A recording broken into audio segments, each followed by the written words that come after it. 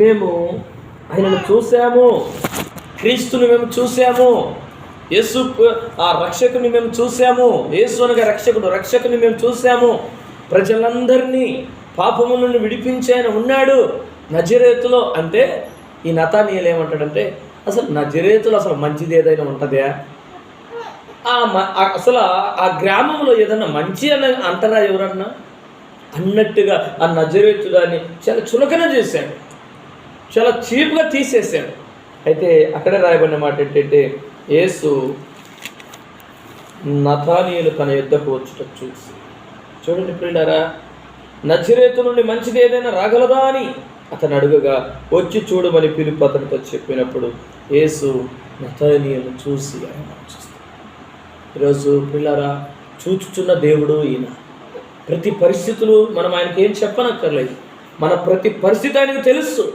అయితే యేసు ప్రభువు నతానీయులు హృదయాన్ని చూసినాడు, కపటం లేని హృదయము, దేవునికి స్తోత్రం, హల్లెలూయా, త్యాగపూరితమైన హృదయము, మంచి మనస్సు నతానీయులు. అయితే ఈ నతానీయులు అసలు ఆ ఊర్లో అసలు మంచి ఏముంటుంది, అసలు మంచి ఆడ జరుగుతుందే అని అనుకున్నాడే. కానీ ఇప్పుడు యేసు ప్రభుని చూసి, నిజంగా నువ్వు దేవుని కుమారుడవయ్యా, ఇశ్రాయేలుకు నువ్వు రాజువయ్యా.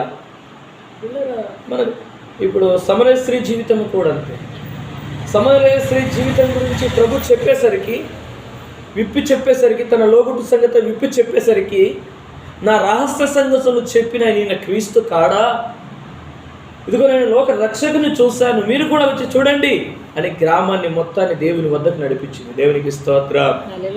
యేసు ప్రభు రహస్య సంగతులు విప్పి చెప్పేవాడు, మనల్ని బాగు చేసేవాడు, మనల్ని సరిచేసేవాడు. కాబట్టి ఆయన ఎదుటికి వస్తే చాలు, ఆయన మన జీవితాలను బాగు చేస్తాడు. ఆయన ఎదుట మనం వచ్చి మోకరించి ప్రార్థన చేస్తే చాలు, అద్భుతం చేస్తాడు. అంతే. సైతాను సమాధానం లేకుండా చేస్తుంది, సైతాను నెమ్మది లేకుండా చేస్తుంది. కానీ నతానీయులు ప్రభుని కనుగొన్నాడు. ప్రభు మార్గంలో ఇక నిజంగా గుర్తుపట్టి ఆయన మార్గంలో సాగి. దేవునికి స్తోత్రం. పిల్లరా, ఈరోజు దేవుని వాక్యం మనకు దగ్గరికి వచ్చినప్పుడు దీన్ని మనం వ్యక్తం చేసుకోవాలి. దేవుని వాక్యం మన యుద్ధకు వచ్చినప్పుడు ఆ వాక్యాన్ని మనం పట్టుకోవాలి. ఎందరికో లేదు ధన్యత. ఇప్పుడు కోటీశ్వరులకు లేదు, మంచి మంచి ఉన్నతాధికారులకు లేదు ధన్యత. ప్రార్థన చేసుకోమంటే ప్రార్థన చేసుకోరు వాళ్ళు. ఎందుకంటే అన్యాచారాల వైపు వెళ్ళిపోతూ ఉన్నారు, ఇష్టానుసారంగా లోకంలో ఏమేమో చేస్తూ ఉన్నారు. కానీ మనకు దేవుడు దొరికాడు, మనకు ఆ ప్రభు దొరికాడు. ఎక్కడిద్దరు ముగ్గురు కూడా ప్రార్థన చేస్తే ఆయన వారి మధ్యలో ఉంటానని చెప్పిన ప్రభు మనకున్నాడు. మనకు జ్ఞానం ఇచ్చి ఆరోగ్యం ఇచ్చి ముందుకు నడిపించే ప్రభు ఉన్నాడు. బీదలైన మీరు ధన్యులు, పరలోక రాజ్యం మీది అన్నాడు. కోటీశ్వరులకు లేదు ఆ ధన్యత, మనకి దేవుడు ఇచ్చాడు, బీదలైన మనకిచ్చాడు. ధనవంతుని దేవుడు ఏమన్నాడంటే, ధనవంతుడు పరలోక రాజ్యం వెళ్తారు. ఎందుకంటే ఒంటె సూది బెజ్జముల దూరుట అది సులభం అంట.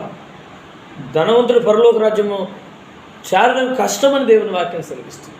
ఎందుకంటే తన ధనం మీదనే మక్కువ ఉంటుంది కాబట్టి, తన సిరి మీదనే ఎక్కువ ఆలోచన ఉంటుంది కాబట్టి దేవుని మీద భక్తి భావాలు ఉండదు.